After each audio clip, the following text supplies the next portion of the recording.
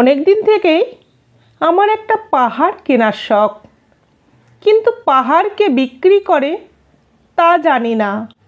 যদি তার দেখা পেতাম, দামের জন্য আটকাতো না। আমার নিজস্ব একটা নদী আছে, সেটা দিয়ে দিতাম পাহাড়টার বদলে। কে না জানে পাহাড়ের চেয়ে নদীর দামই বেশি। পাহাড় স্থানু, নদী বহমান, তবু আমি নদীর বদলে পাহাড়টাই কিনতাম, কারণ আমি ঠকতে চাই। নদীটাও অবশ্য কিনেছিলাম একটা দ্বীপের বদলে। ছেলেবেলায় আমার এক বেশ ছোট্টখাট্ট ছিমছাম একটা দ্বীপ ছিল, সেখানে অসংখ্য প্রজাপতি। শৈশবে দ্বীপটি ছিল আমার বড় প্রিয়। আমার যৌবনে দ্বীপটি আমার কাছে মাপে ছোট লাগলো। প্রবাহমান চিপচিপে তন্বী নদীটি বেশ পছন্দ হলো আমার।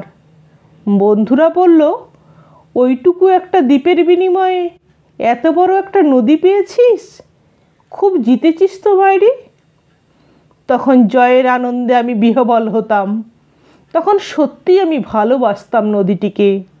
নদী আমার অনেক প্রশ্নের উত্তর দিত, যেমন, বলো তো আজ সন্ধেবেলা বৃষ্টি হবে কি না। সে বলতো, আজ এখানে দক্ষিণ গরম হাওয়া, শুধু একটা ছোট্ট দ্বীপে বৃষ্টি। সে কি প্রবল বৃষ্টি, যেন একটা উৎসব। আমি সেই দ্বীপে আর যেতে পারি না। সে জানতো, সবাই জানে, শৈশবে আর ফেরা যায় না।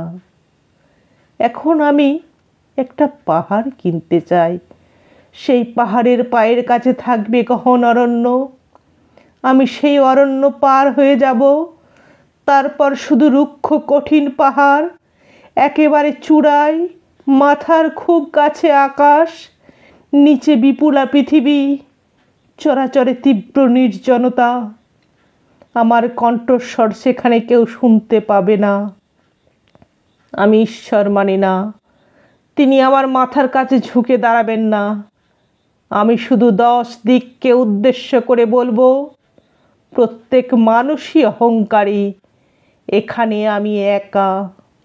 এখানে আমার কোনো অহংকার নেই। এখানে জয়ী হবার বদলে ক্ষমা চাইতে ভালো লাগে।